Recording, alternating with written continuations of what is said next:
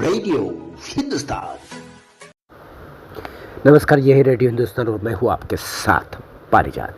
राष्ट्र मंच पर प्रस्तुत है राष्ट्र से जुड़ी हुई एक बड़ी चिंता पर नजर। पहलगाम हिंदू किलिंग्स, पहलगाम हिंदू नरसंहार पर इंदिरापुरम में निकाला गया प्रोटेस्ट मार्च। पहलगाम हिंदू किलिंग्स एक अनहोनी घटना है जिसने देश के हिंदुओं को एक करने में महती भूमिका निभाई है।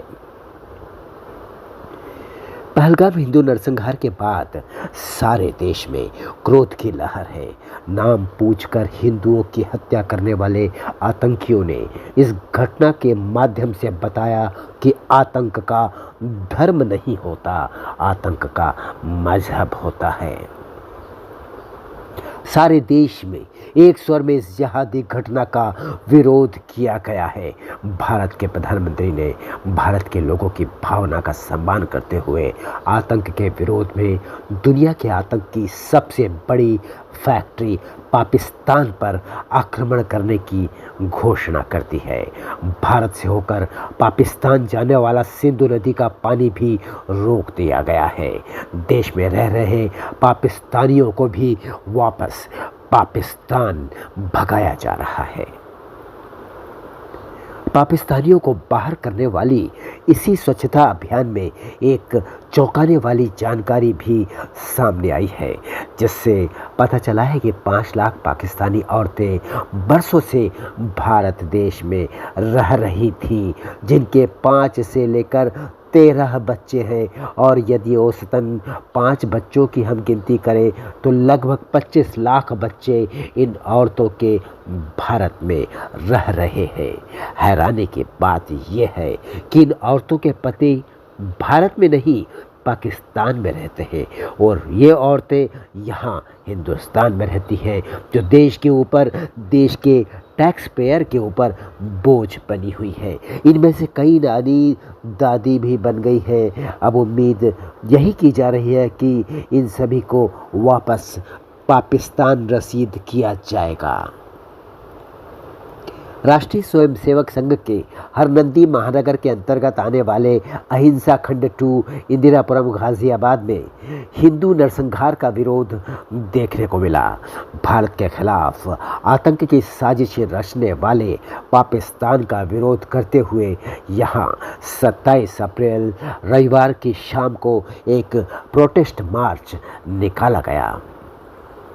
आरएसएस के क्षेत्रीय मार्गदर्शक श्री प्रदीप कुमार जी, अशोक कुमार जी, ललितेश पाठक, रतन लाल, रोशन लाल जी, उदय बनर्जी सहित संघ के कई राष्ट्रप्रेमी स्वयंसेवकों ने अपने नारों से आकाश गुंजायमान कर दिया। इस प्रोटेस्ट मार्च के दौरान क्षेत्रीय जनता का भी समर्थन प्राप्त हुआ। जगह जगह लोगों ने एकत्रित होकर तालियां बजाई और संघ के भाइयों के नारों में उनका साथ दिया। वंदे मातरम, भारत माता की जय, पाकिस्तान मुर्दाबाद, नक्शे से भी नाम मिटा दो, पापी पाकिस्तान का, देश के गद्दारों को गोली मारो सालों को, जय भवानी, जय शिवाजी, हर हर बम बम, हर हर महादेव, हिंदू हिंदू, भाई भाई आदि प्रभावशाली संदेश वाले नारों ने हिंदू एकता को बढ़ावा देने में परोक्ष अप्रोक्ष रूप से अपना योगदान दिया। इस प्रोटेस्ट मार्च का एक संदेश ये भी रहा कि देश में हो रही गतिविधियों से देशवासियों का लेना देना है और वे देश और देशवासियों से जुड़ी हर घटना के प्रति संवेदनशील है। को नृप होई हमें कहानी का समय अब जा चुका है।